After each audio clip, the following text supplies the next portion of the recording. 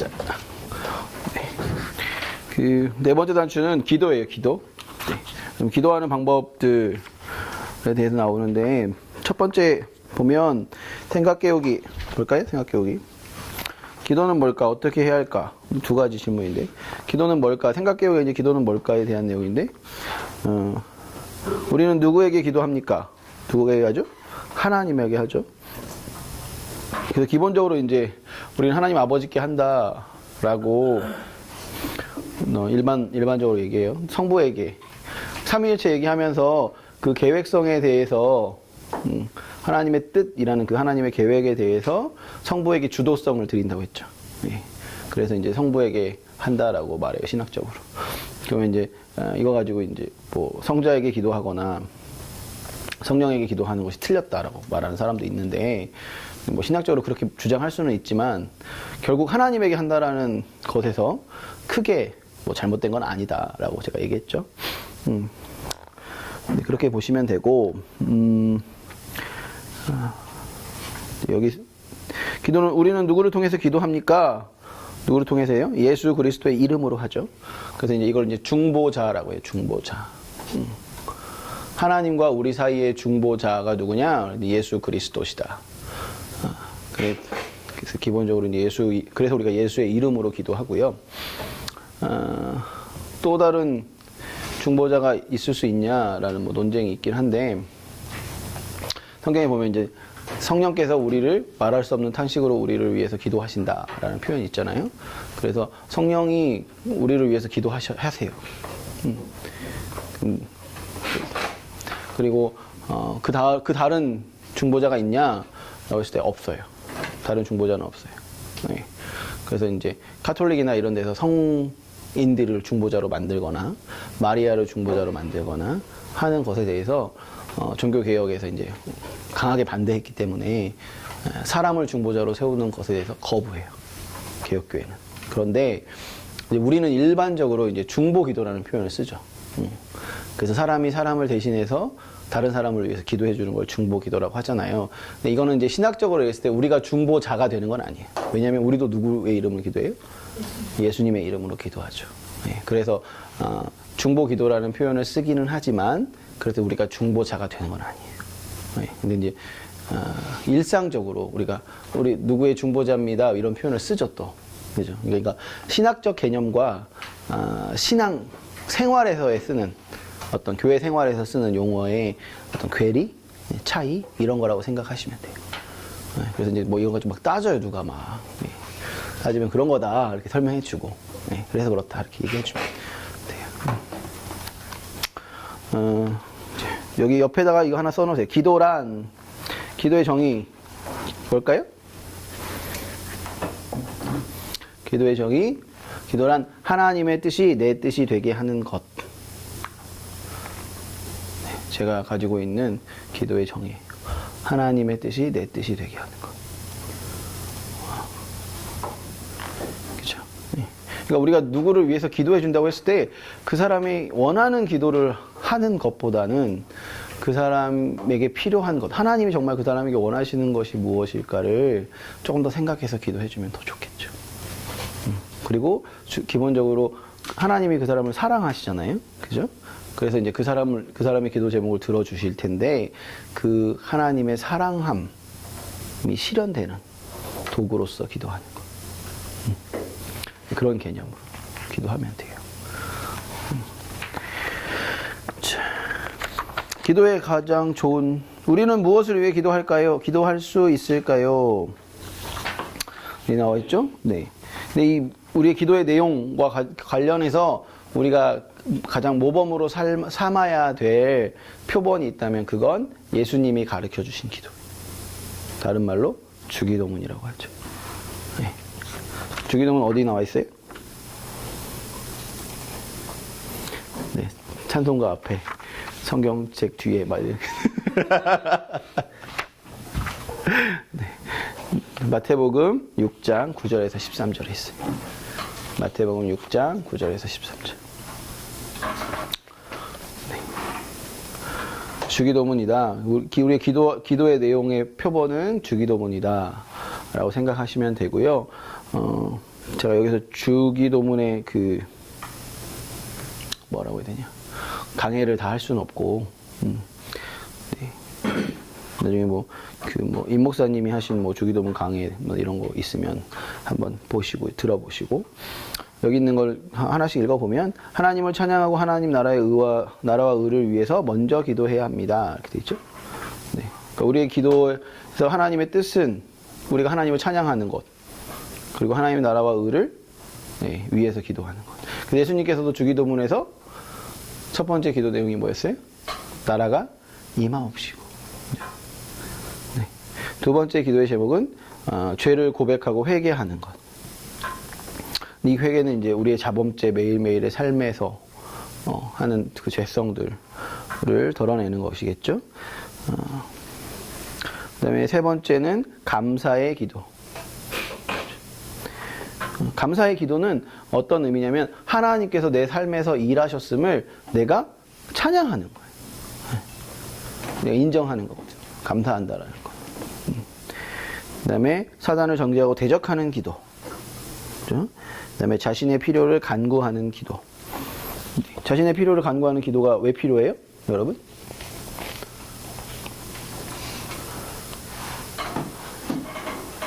왜 필요해요? 우리의 삶의 모든 영역을 하나님께 맡긴다라는 의미였죠. 그렇죠? 우리 삶의 어떤 하나라도 우리가 스스로 할 수 있다라고 생각하는 건 교만이라고 했죠. 네. 그러니까 삶의 영역을 구하는 것은, 그러니까 내가 예수님의 이름을 부적처럼 사용하거나 하나님의 능력을 어떤 마법처럼 사용하겠다는 게 아니라, 나의 삶의 모든 주권을 하나님께 맡깁니다라는 의미라고요. 네. 마지막으로 나의 소원뿐만 아니라 공동체를 위해, 지체를 위해, 그리고 나라와 민족을 위해, 세계 복음화를 위해 기도할 수 있습니다. 이렇게 돼 있죠. 이런 것들을 이제 우리가 중보기도라고 하는 거죠. 기도할 때 우리의 마음의 자세는 어떠해야 될까요? 여기에 나와 있는 건 이제 믿음으로 기도해라, 이런 말이고요. 제가 여러분한테 더 해주고 싶은 말은 뭐냐면, 하나님의 사랑하심으로 기도해라. 이해돼요? 네. 하나님의 마음으로 기도해요. 들어주시고 안 들어주시고 하나님이 하시는 거기 때문에, 여러분들이 확신한다고 사실은 그게 되고 안 되고의 문제는 아니거든요. 그렇지만 우리가 정말 하나님의 뜻대로 기도한다면 그 일은 반드시 되어지죠. 그게 믿음이어야 돼요.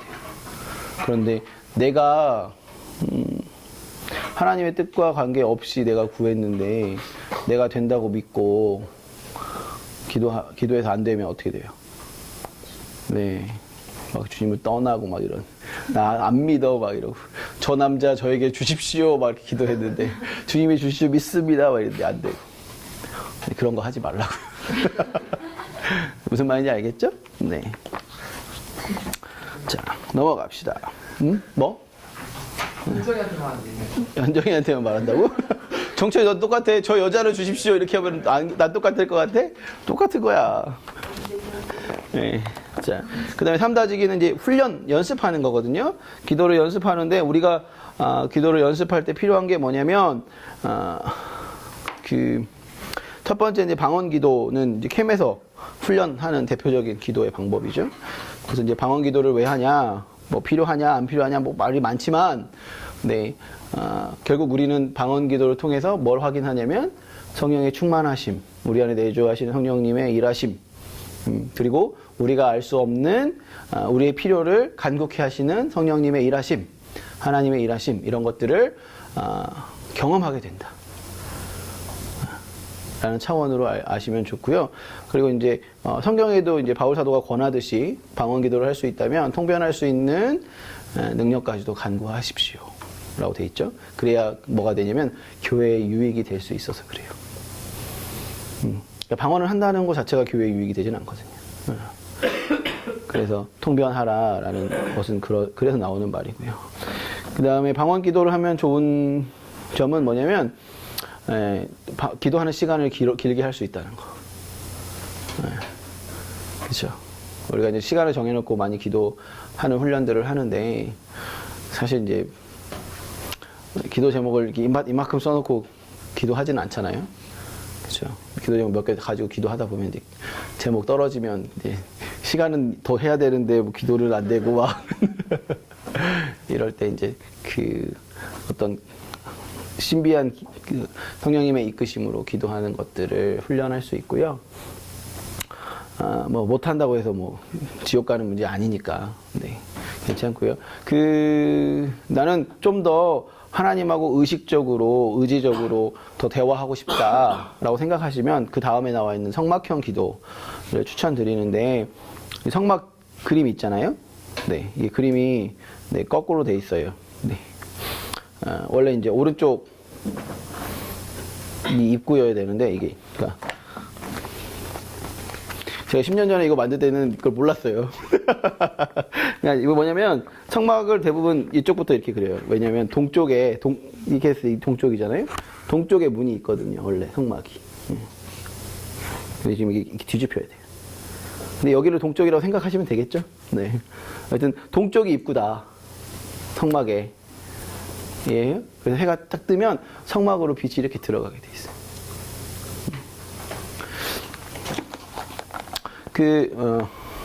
네. 성막에서 하나님께 가기 위해서 거쳐야 되는 그 물건들이 있죠. 처음에 놋제단에서는 뭐 하냐면 번제를 드려요. 번제를 드리고, 번제가 가지고 있는 특성은 네, 회개. 첫 번째는 매일매일의 회개의 의미와 그다음에 감사의 고백. 나를 구원하신 하나님의 그 감사에 대한 고백. 이런 것들이 이제 매일매일 드리는 거거든요. 번제는 원래. 그래서 그날의 하나님의 일하심, 내 삶에 있었던 죄, 이런 것들을 회복하고 씻는 네, 그런 의미가 좀 있어요. 그래서 번제단에서 첫 번째는 그런 기도들을 하게 되고요. 그다음에 물두멍은 뭐예요? 손을 씻는, 그렇죠. 여기서도 또 죄를 씻는 그런 일들을 하게 되고요. 그 다음에 등대와 향단과 진설병이 있죠. 거기는 이 등대와 향단과 진설병은 뭐냐면 우리를 원래 의미는 뭐냐면 하나님이 임재하시는 장소에 나아갈 때 우리가 뭐가 있어야 돼요? 뭐가 없어야 돼요? 죄가 없어야죠. 그죠? 우리가 아무리 씻었어도 우리가 알지 못하는 죄들이 남아 있잖아요. 그래서 하나님께서 가려주시는 거예요. 분향단으로 구름을 만드셔서 우리의 죄를 가려주시고 하나님께 나올 수 있게 해주시고, 이런 그 신학적인 의미가 있긴 한데, 이 세 가지는 다 예수 그리스도의 구원의 일하심과 관련돼 있어요. 그리고 여기서는 이렇게 돼 있네요. 네. 뒤에 39페이지에 보시면 성소 안에서의 기도는 성령님을 생각하며 이렇게 돼 있네. 네. 왜 이게 성령님을 생각하면지 모르겠는지. 자, 등대 앞에서 그리는 기도는 빛이신, 네, 우리를 인도하실 때 구름에 가려 있잖아요. 여기가 지금 여러분 성막에 들어갔다 생각해봐요. 그러면 그 안에 분향단 때문에 향이 가득 펴 있어요. 그래서 두 가지로 우리의 죄를 하나님께서 묻으시는데, 하나는 구름, 연기로 묻으시고, 또 하나는 향으로 묻으세요. 하나님께서 이제 우리의 죄를 받지 않으시고, 사실은 이제 예수 그리스도로 우리를 받으시는 장면이거든요. 네. 근데 이걸 왜 성령으로, 이거는 이제 조 목사님의 책이거든요. 성막형 기도라고 하는 그 책을 이제 편집해 놓으신 건데, 네. 제가 봤는데 기억이 안 나요. 하도 옛날처럼 봐가지고. 어쨌든 제가 알고 있는 바대로 설명을 드리면, 그래서 떡은 생명이신 예수 그리스도예요. 떡 대신 예수 그리스도. 그죠? 그래서 우리가 그 떡으로 예수님께 그 생명, 예수 그리스도부터 그 떡을 받아서 생명이잖아요. 그 생명으로 하나님한테 나가는 거고요. 네, 빛이신 예수 그리스도. 네, 그래서 그 빛이신 예수 그리스도로 하나님께 나아가는. 네. 어쨌든 그 성소에서는 예수 그리스도를 기억하면서 감사하면서 기도하시면 돼요. 네. 마지막으로 지성소 안에 들어갈 때는 그 안에 뭐가 있죠? 법궤와 속죄소가 있어요. 법궤는 이 통을 말하고요. 네모난 통.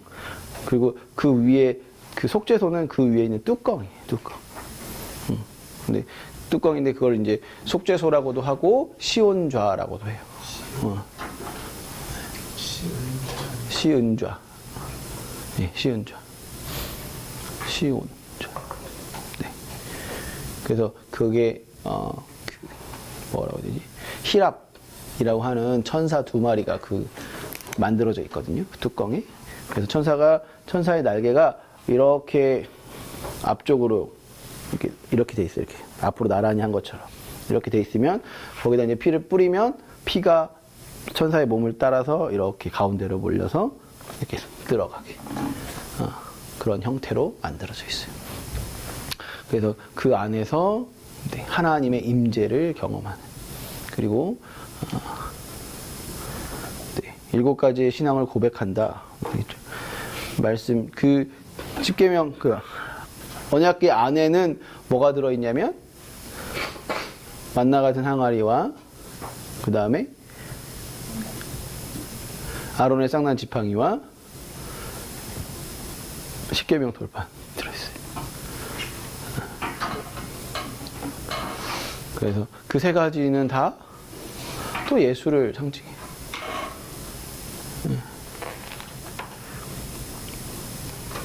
생명의 떡이신 예수, 부활하신 생명 되신 예수, 말씀이신 예수 써있죠. 그래서 또 예수를 기억해요. 마지막으로 속죄소 앞에서 드리는 기도는 자유기도. 속죄소 앞에서는 하나님을 임재를 경험하는. 그래서 마지막으로 내가 하나님께 간구하고 싶은 것들을 간구하는 형식으로. 그러니까 하나님께 나아가는 그 방법, 그러니까 기도하는 방법 순서를 내가 성소에 처음 들어왔다. 성소 뜰에 들어왔고 번제단에 서 있고 물두멍에 서 있고 지성소에 들어갔고 그 다음에 성소에 들어갔다라는 그 방식으로 하나님께 하나하나 기도하면서 나아가는 것을 이제 성막형 기도라고 해요. 더 많은 것들을 알고 싶으면 그 조영기 목사님이 쓰신 성막형 기도라는 얇은 책이 있거든요. 한 80에서 한 120페이지 사이 정도 될 것 같아요. 한번 읽어보시면 도움이 되실 거예요. 자, 하나님 나라와 말씀. 성경에 대해서 우리 지난 시간에 조금 했는데 성경을 왜 기록했을까요? 읽으라고. 자, 디모데후서 3장 16절에 17절 거기 있죠, 가운데? 보여요? 네. 같이 읽어볼게요. 모든 성경은 하나님의 감동으로 된 것으로 교훈과 책망과 바르게 함과 의로 교육하게 유익하니 이는 하나님의 사람으로 온전하게 하며 모든 선한 일을 행할 능력을 갖추게 하려 함이라. 있죠. 그래서 모든 성경이 기록된 이유가 뭐예요?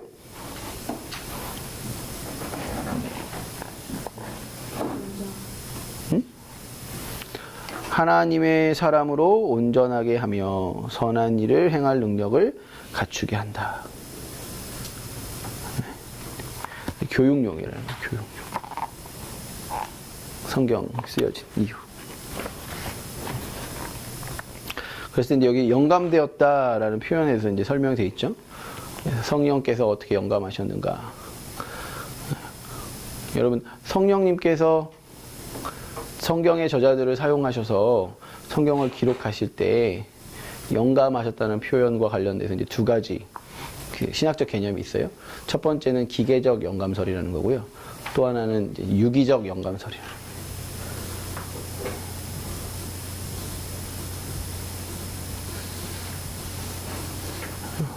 기계적 영감설이라는 건 뭐냐면 이 사람이 마치 뭐가 된 거냐면 그 타이프하는 기계가 된 거예요.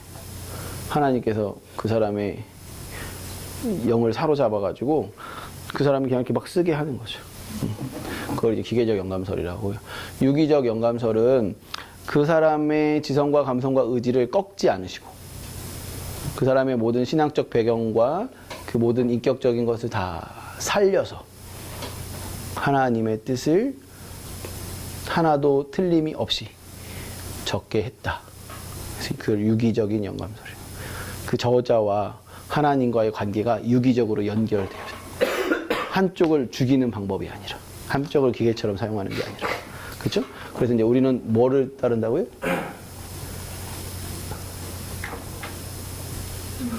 그렇죠. 유기적 영감설.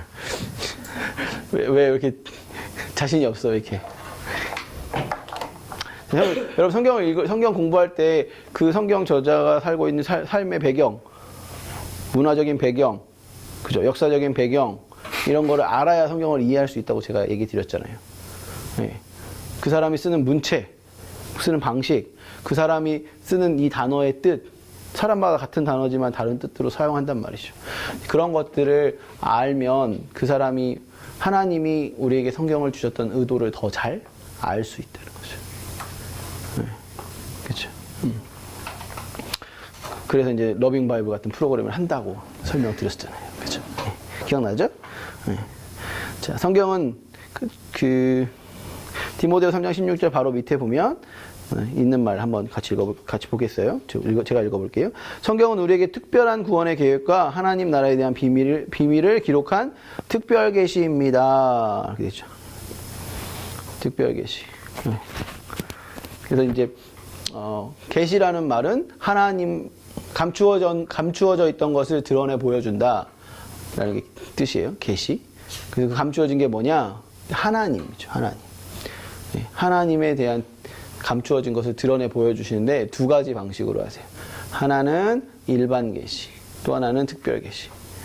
근데 특별 계시는 특별한 방법, 글자나 문자나 환상이나 글자나 문자가 똑같은 거네.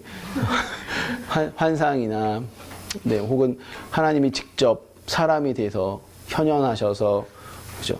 하나님의 하나님 되심을 가장 완벽하게 보여준 게 뭘까요? 그렇죠. 예수 그리스도죠. 그래서 그 히브리서인가 갑자기 생각. 베드로전서인가 히브리서인가 보면 예수 그리스도가 하나님의 계시의 완성이라고 되어 있어요. 근데 그 완성이신 예수 그리스도가 글로 기록된 게 뭐예요? 네, 성경. 로고스가 말씀이 네, 기록되어진 걸 말씀을 성경이라고 하잖아요. 그래서 이제 그 예수 그리스도가 특별 계시의 완전판이고 동시에 성경이 특별 계시의 완성이. 근데 반대로 이제 일반 계시는 뭐냐면 하나님을 그냥 자연스럽게 알 수 있게 하나님께서 만드셨던 것.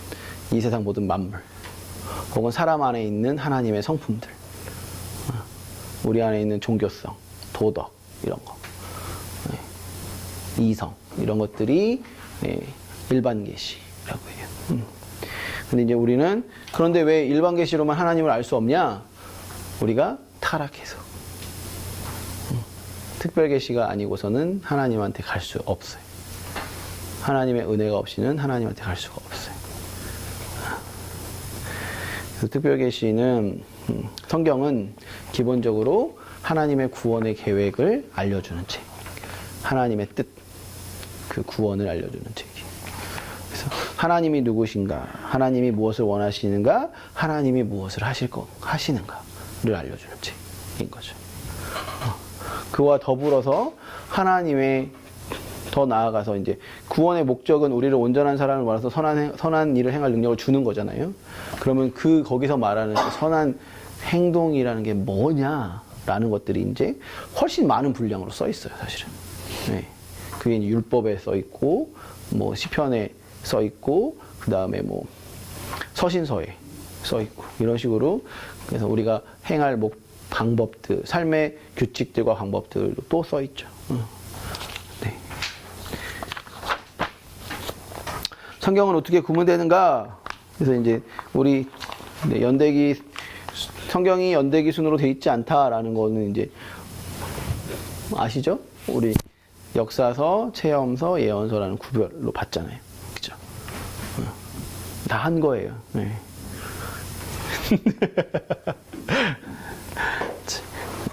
그 얘기, 여기 지금 그 얘기 써 있어요, 지금. 성경이 39권, 36권, 27권, 아니, 신약 39권, 구약, 아니, 구약 39권, 신약 27권. 미안해요, 여러분. 네, 자꾸 입이 꼬이네. 27권 돼 있고, 그 다음에 밑에 성경이 역사, 예언, 체험, 이런 주제로 되어 있다라는 걸 글로 써놨어요. 네. 보시면 되고요. 네, 3다지기 성경을 어떻게 읽을까요? 그랬을 때 여기 제가 계속 얘기했듯이 역사적 배경을 알고 읽는 게 좋고, 그 다음에 더 중요한 건 문맥적으로 읽는 거예요. 이게 제일 중요해요, 사실은. 문맥을 무시하고 우리는 자꾸 성경을 한 절 한 절 이렇게 띄어서 네, 다른 것처럼, 그래서 같은 단어들만 연결시켜서 막 이렇게 읽으려고 그래요. 왜냐면 그렇게 설교를 더 많이 들으니까. 근데 성경을 읽는다는 건 그 사람이 처음부터 논지가 있단 말이에요. 그죠? 그걸 따라가면서 읽어요. 문맥을 가지고 읽어야 된다. 그 다음에 각 구절들 전체 성경을 비추어 읽어야 합니다. 이건 뭐냐면 성경의 전체적인 그 문맥이 있거든요. 그 전체적인 문맥에서 어긋나게 성경을 해석하는 경우들이 있어요. 한 절만. 그래서 이제 이걸 좀 유식한 말로 토타 스크립투라라고 해요. 라틴어. 우리 요즘 라틴어를 배우는 게 대세라고 그랬죠? 전원 즉시 때문에. 이게 또 설명해 드려야 되는 거예요? 네, 썰전에 보면 전원 즉시라는 분이 나오는데 그분이 자꾸 라틴어를 배워야 된다고. 네. 그래서 누구죠? 사회 보는 사람이? 김구라 씨한테 머리 아프니까 배우지 마세요. 막 이러고. 네. 그 라틴어. 거기서 말한 그 라틴어. 네. 토타 스크립투라. 영어 비슷하죠? 토탈. 영어의 토탈. 네. 토타. 스크립투라는 스크립처. 네. 글, 뭐 이런 거잖아요. 스크립투라가 성경이에요, 성경. 자. 그래서 전체 문맥에 비추어서 어긋나지 않게, 다른 성경의 구절에 어긋나지 않게 읽어야 돼요. 왜냐면 한 절씩만 보면 모순돼 보이는 성경 구절들이 있어요. 네. 그래서 그런 구절들에서 자꾸 오해를 하는 사람들이 있어서 그러지 말라는 거예요. 그 다음에 마지막으로 하나님 나라의 구속사적인 관점으로 읽어야 합니다. 그렇죠? 여기서 하나님 나라의 구속사적인 관점이라는 건 뭐냐면 하나님의 나라를 하나님께서 이루어 가시는 것을 성경이 설명해 주고 있어요. 어떻게 만들어 가시는가. 아담을 통해서, 노아를 통해서, 아브라함을 통해서, 그 다음에 누구 나와? 이삭, 야곱, 요셉, 그죠? 그 다음에 모세, 여호수아, 뭐 이런 식으로 계속. 그 사람들이 중요한 게 아니라 하나님이 그 사람들을 통해서 무엇을 만들어 가시냐. 무엇을 만들어 가세요? 하나님의 나라를 만들어 가시냐. 근데 하나님 만들어 가시는 방법이 뭐냐면 구원. 이런 거죠, 구원. 자. 마지막으로 성경을 읽고 공부하고 해석할 때 우리는 하나님께서 말씀하실 것을 기대하며 나아가야 합니다. 이게 가장 중요하겠죠? 하나님께서 말씀하신다라는 전제와 기도. 네. 이 표 47페이지에 있는 표는 네, 그 성경을 이제 시대별로 분류해 놓은 거예요. 역사적인 시대별로 이렇게 만들어 놓은. 어성경이 읽어지는 책 알아요? 네, 어성경이 읽어지는 책에 나와 있는 표를 조금 변형해서 실어놓은 거예요. 자, 하나님 나라와 영성. 이거 뭐냐? 4차원의 영성 얘기예요. 4차원의 영성. 4차원의 영성 우리 언제 배웠어요? 그죠? 그쵸. 맨 처음에 배웠죠? 네. 넘어가도 되겠죠? 제가 이걸 하차원의 영성 개념 처음에 생각 깨우기에서는 개념 설명하고요. 그 다음에 삼다지기에서는 그걸 적용하는 거예요. 그래서 원래 하차원의 영성과 관련된 책이 2권 있어요. 하차원의 영성 개념편인가 실전편인가 이렇게 2권 있거든요. 원래 교재가. 근데 거기에서 이제 책을 그래서 이제 엑기스만 이렇게 뽑아가지고 이렇게 실은 거예요. 네. 그러니까 혹시 모르는 게 있으면 그 책 교회 도서관이나 이런 데 가면 다 있거든요. 네, 보시고. 마지막으로 하나님 나라의 확장. 이건 뭔 얘기일까요? 전도와 선교. 얘기죠. 전도와 선교. 네. 그래서 볼게요. 아까 제사장 나라라는 정체성에서부터 선교의 사명은 당연히 있는 거잖아요. 그죠? 네. 그러니까 그냥 계속 연결되는 개념이에요. 네. 생각 깨우기 보시면 하나님의 나라의 백성이 우리에게 뭐가 있어요? 사명. 사명. 우리의 사명은 하나님 나라를 확장하는 것입니다. 근데 확장하는 것은 개인적인 차원과 사회적인 차원으로 생각해 볼 수 있습니다. 그렇죠? 개인적인 차원의 확장은 복음을 들어보지 못하거나 믿지 않은 사람들을 하나님의 나라로 인도하여 하나님의 백성이 되게 하는 것입니다. 이걸 전도나 선교라고 하고요. 사회적 차원의 확장은 하나님이 없는 영역, 정치, 문화, 사회, 교육 등에서 하나님의 통치가 임하도록 그리스도의 대사로서의 역할을 적극적으로 감당하는 것입니다. 라고 말하고 있죠. 네. 그래서 아까 노동 얘기하면서 살짝 이 개념을 설명했어요. 원래 노동, 하나님께서 인간에게 부여한 노동이라는 가치와 그리고 타락한 그 노동이라는 가치가 어떻게 변질됐는지, 그리고 우리가 그리스도인으로서 그것을 어떻게 회복해야 하는지, 그죠? 이런 게 이제 다 하나님 나라 운동이라고 하는 거예요. 그래서 하나님 나라 운동이라고 하면 사실은 이제 약간 진보적인 신학자들이 더 많이 주장하는 거거든요. 그래서 이렇게 나가서 데모하고 이런 걸로 생각하시는 분들도 있어요. 근데 사실 그렇지는 않아요. 이 개념은 훨씬 더 포괄적이고 훨씬 더 복음주의적인 개념이에요. 왜냐하면 하나님의 일하심과 통치가 종교적인 영역에 머물러 있지 않다라는 거예요. 어디까지 있어요? 이 세상 모든 영역에 다 있다는 거죠. 그 전제잖아요. 하나님이 이 세상 모든 것을 다스리신다고 우리의 신앙의 전제여야 되면 그 하나님의 다스리심의 방법도 하나님의 성품에 연결되어지는 거고 하나님의 나라의 속성을 회복하는 거여야 하는 거니까. 그렇죠? 네. 근데 이제 이걸 구체적으로 삶에 가져가면 케이스마다 굉장히 다양해져 버려요. 그래서 이제 캐치라는 프로그램에서 이런 걸 하거든요. 네, 캐치로 오세요, 여러분.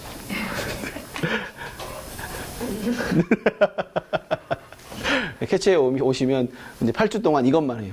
이것만. 그래서 하나님 나라 개념부터 시작해서 세계관 이런 식으로 설명해요. 여기서 이제 복음과 선교는 근데 여러분 당연히 너무 잘 아는 제가 따로 설명하지 않아도 될 만큼 많이 아시는 거잖아요. 네. 하나님 나라 확장만 조금 더 볼게요. 하나님 나라 확장 61페이지. 하나님 나라는 개인의 삶에, 가족 안에, 사회와 문화 등 모든 영역에서 그리고 온 열방에서 이루어져야 할 그리스도인의 사명입니다. 그래서 어디서부터 시작하는 거냐면 가족, 공동체. 네, 가족. 공동체를 회복하는 게 가장 시급한 거예요. 여러분 보세요. 그 동성애라는 문제가 우리는 자꾸 그 사람들의 어떤 악함, 죄 이걸 드러내는 것으로 해결하려고 하거든요. 근데 저는 제 개인적인 생각에서는 그 동성애라는 문제가 가지고 있는 가장 근본적인 문제는 가족이라는 하나님이 만드신 가장 기본적인 공동체를 파괴한다는 데 있어요. 가족이라는 공동체가 가지고 있는 속성 중에 가장 중요한 건 재생산이에요. 이 말이 좀 어색하게 들릴 수 있지만 아이를 낳아서 생육하고 번성하는 것이 하나님께서 가족이라는 걸 만드신 이유 중에 하나예요. 근데 동성애에는 그게 없어져 버려요. 근데 자기들이 입양이나 뭐 이런 걸 통해서 할 수 있다라고 이제 주장하죠, 그 사람들은. 근데 본질적으로 거기에는 없어요. 가정의 온전함들이 깨어져 버려요. 그러니까 성경에는 분명히 남녀의 차별을 이야기하지 않아요. 그러나 성경에는 남녀의 구별은 이야기해요. 그건 생육적인 것에 가까워. 네. 남자가 애를 낳을 수는 없잖아요. 그죠? 네. 모성애라는 것과 부성애라는 것에 차이가 있어요. 그건 차별이 아니에요. 네. 아시겠죠? 네. 하나님께서 만든 질서의 구분. 하나님께서는 여자를 훨씬 남자보다 뛰어난 존재로 만드셨어요. 알아요? 네. 사실은. 제가 얘기했잖아요. 그 에제르라는 단어는, 보통 성경에서 언제 쓰이냐면, 돕는 배필이라는 단어예요. 돕는 배필이 이제 히브리어로 에제르인데, 그 단어는 언제 쓰이냐면, 하나님이 사람을 도와줄 때 써요. 하나님이 사람을 도와줘서 그 사람을 온전할 때 쓰는 말이 에제르라는 동사예요. 근데 그걸 어디에 썼냐면, 하나님이 여자를 줄 때 그 단어를 써요. 남자에게 여자가 그런 존재라고. 네. 알겠죠? 그게 부부의 핵심이에요. 핵심. 둘이 서로를 도와서 온전함을 이루어가는 것. 우리가 예수 그리스도와 연합해서 온전해지는 것처럼 부부 관계가 그걸 경험하는 거예요. 그걸 회복해야 되는 거죠. 그러면 그런 깨어진 가정의 문제를 교회가 적극적으로 개입해야 돼요. 가르쳐야 되고 변화시켜야 돼요. 네. 거기서부터 이렇게 사회가 또 사회로 이렇게 나아가야 된다고 생각해요, 저는. 네. 어쨌든 그런 확장의 영역에 있어서 여러분들이 이제 사회에 나가고 결혼을 하고 가정을 꿈꾸잖아요. 근데 여러분들의 머릿속에는 지금 어디까지만 보고 있냐면, 내가 어떤 남자랑 연애할까? 그죠? 내가 어떤 가정을 만들고 그 가정에는 나에게 어떤 남자가 필요할까? 그런 가정을 이루기 위해서 나는 어떤 여자로 준비되어져 있을까? 나에게 어떤 자매가, 하나님께서 나에게 어떤 자매를 붙이셨고, 내가 그것을 위해서 어떤 남자로 준비되어져 있을까? 이런 걸 고민하지 않아요. 네. 그냥 결혼하는 거. 네. 내가 내 안목의 정욕과 이생의 자랑을 위해서 보기에 좋은 자매를 취하고, 네. 보기에 좋은 형제를 취하고, 조건이 좋은 사람을 만나. 이런 거에만 관심이 있죠. 어떻게 연애를 하고, 어떻게 저 사람을 꼬시고, 네. 어떻게 밀당을 하고, 네. 그죠? 네. 여러분, 우리의 이야기의 초점이 거기에 가 있습니다. 네. 여러분들을 업그레이드 시켜요. 그것도 하나님 나라를 확장하는 거. 네. 그런 가정들이 교회 안에 많아져야 되는 거죠. 뭐 어쨌든. 네. 그 다음에 직장에서도 마찬가지겠죠? 여러분의 직장과 관련돼서 여러분이 그 직장에서 어떤 관계를 맺어갈 건지. 네. 여러분 직장에 가면 직장에서는 무한 경쟁과 시기와, 네. 내가 어떻게든 빨리 승진하려고 하는, 어떻게든 상사한테 잘 보이려고 하든, 어떻게든 줄을 잘 만들려고 하는 그 세상 속에서 그리스도인들 어떻게 직장 생활을 할 건지 고민하셔야죠. 그죠? 네. 근데 고민하지 않아요. 그냥 세상에서는 똑같이 살아요. 그리고 나중에 뭐라고 하냐면, 승진하면 하나님께서 승진하게 하셨어. 이렇게. 하나님이 승진하게 한 거 맞죠? 맞아요. 그 맞지만 그 과정 가운데 하나님이 없었잖아요. 내가 하나님의 일하심하고 함께 하지 않았잖아요. 하나님이 원하시는 게 아니라. 네. 그런 것들에 대한 고민들이 필요한 거죠. 그죠? 그리고 내가 있는 어떤 영역에서, 우리 직장이 연결된 영역, 그게 뭐, 건설이라는 영역일 수도 있고, 그죠? 그게 무역이라는 영역일 수도 있고, 그게 의료라는 영역일 수도 있고, 제가 어디인지는 모르겠지만, 여러분이 가 있는 그곳에서, 네, 여러분들이 할 수 있는 관계 안에서 빛을 드러내는 자로 살면 되는 거예요. 그러니까 마치 이제 정치를 바꾸려면 대통령이 되어서 대한민국의 정치를 다 바꾼다, 이런 개념은 틀린 거예요. 그런 건 없어요. 네. 하나님은 세상을 그런 식으로 바꾸지 않아요. 그리고 절대 그런 식으로 세상 바뀌지도 않고요. 네. 그 과정 가운데서 그렇게 살아낸 사람이 그 위치에 갔을 때 그의 연속선상에서 그 일을 할 수는 있어요. 무슨 말인지 알겠죠? 근데 여기서 아무것도 안 하는 사람이 거기 딱 갔다고 그 일을 딱 한다? 이런 건 없어요. 그렇기 때문에 지금 대학생일 때부터 삶에서 하나님하고 함께하고 내 선택의 순간에서 하나님의 방법과 기준으로 선택하는 것들을 연습하고 훈련하고, 그죠? 그렇게 여러분들이 쌓아가면 나중에 정말 필요한 때 필요하게 하나님이 쓰시는 거죠. 그죠? 그게 낮은 자리일 수도 있고요. 그게 높은 자리일 수 있어요. 그것에는 상관하지 않아요. 그게 하나님 나라의 확장이라는 거 잊지 마시고. 혹시 질문 있으신가요?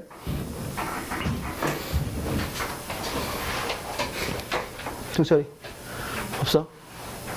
분명하게 이해했어? 그래요. 뭐 필요한 게 있으시면 언제든지 뭐 카톡이나 문자나 뭐 찾아오셔도 되고요. 네. 질문하시고요. 네, 3권을 좀 날림을 해서 죄송하긴 한데, 네. 그 시간 내 제약도 있고 반복되는 내용이기 때문에 네. 제가 좀 빨리 했어요. 자, 제가 기도하고 마칠게요.